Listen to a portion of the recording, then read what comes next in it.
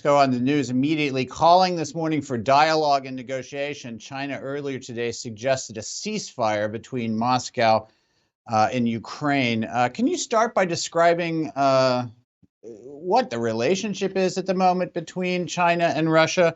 Is it an alliance? What would you call it?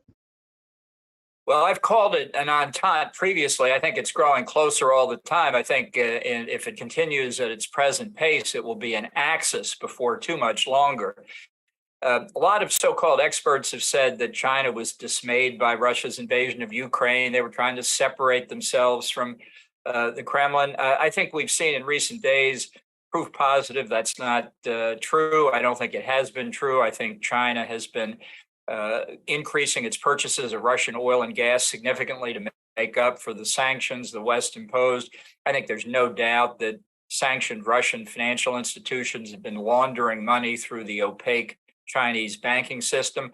And now even the Biden administration admits China may be contemplating direct provision of weapons to Russia. This Chinese peace plan, if it wasn't drafted side by side with Russia, was certainly cleared with Russia before it was released. And I have to say, I took a shot at predicting what it would look like after I heard at Munich that the Chinese were going to propose it.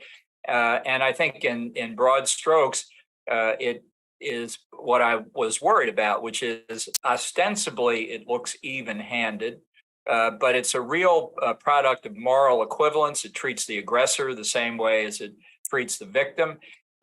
And the terms, as I read through the Chinese diplomatic language, give a distinct advantage to Russia. So to be clear, I think China's in this with both feet on Russia's side. And while I certainly don't diminish the threat that China poses to Taiwan and countries in East and South Asia, I would say the most threatened country in the world today from China is Ukraine.